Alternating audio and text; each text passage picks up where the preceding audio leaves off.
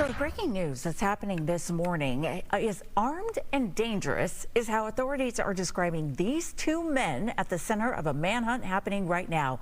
They're accused of shooting and gravely injuring a deputy during a traffic stop in Northeast Harris County last night. You may have gotten a blue alert on your phone. That's when someone is wanted for killing or seriously injuring a law enforcement officer. On the left is Teron Green and on the right, James Green. It's unclear if the two are related. Now, overnight, authorities found this blue Ford Escape they believe the men were in. It was found in an apartment garage on Airtex. That's about 10 miles away from where the shooting happened around 7:30 last night on Homestead near the Eastex. Now, 29-year-old deputy we know shot at least twice in the stomach, undergoing surgery overnight. Now, at last check this morning, said to be in critical condition but stable. Now, if you have seen the two men that we were showing you or know where they are, you are being told do not approach them directly. Instead, you want to call 911. That's a map there of where everything transpired last night, just to give you some perspective. If you're in that area, you may have seen something in the overnight hours. You know, after 7 years and 3 murder trials, AJ Armstrong Jr., now a convicted murderer for killing his parents in their Bel Air home as they slept when he was 16. The now father and husband sentenced to life in prison with the possibility for parole in 40 years. After the ruling, Armstrong's defense team and prosecutors spoke to the media. And the other thing is the prosecution knew everything that we were going to do.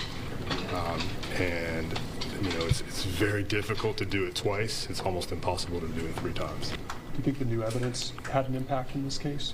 That evidence is ridiculous.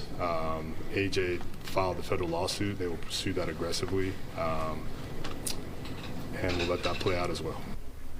Referring there This is a matter of someone who we believed and a jury just found guilty of walking into his bedroom of his parents and shooting them both dead.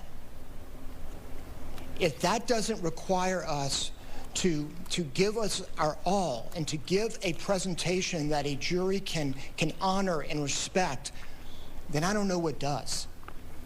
Well, Armstrong has already filed an appeal. Our senior legal analyst, Chris Tritico, joins us live in the newsroom right now. Chris, when this third trial was starting, there were a lot of questions. What's going to be different this time around? And clearly they had that new blood evidence that was found under a sticker that AJ wore on his shirt when he was being questioned. Was that the turning point, you think, in this case?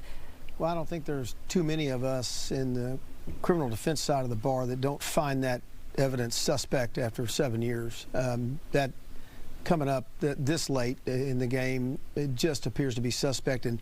And despite the John Jordan saying it didn't make any difference, it had to. It's the only new element in the case, and so it had to make a difference. So Armstrong Jr.'s team saying that they had filed a lawsuit saying that that evidence was planted.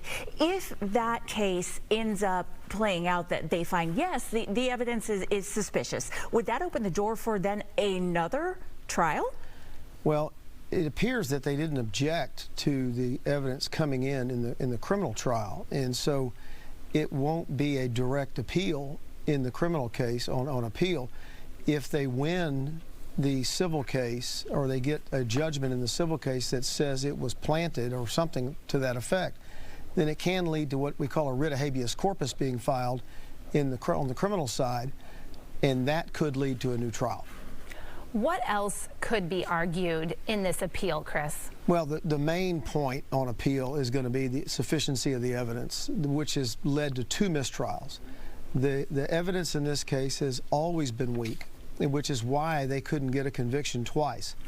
And that evidence has not changed but for the new blood evidence that appears to be weak in and of itself. And so this case is going to be, on appeal, is going to be the sufficiency of the evidence. Reversing a case on sufficiency of evidence is always a very, very difficult thing to do.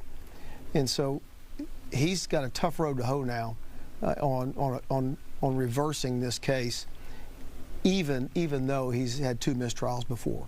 Okay, our senior legal analyst, Chris Tritico, kind of wrapping up a very long situation with more to even come. Appreciate the summary, my friend.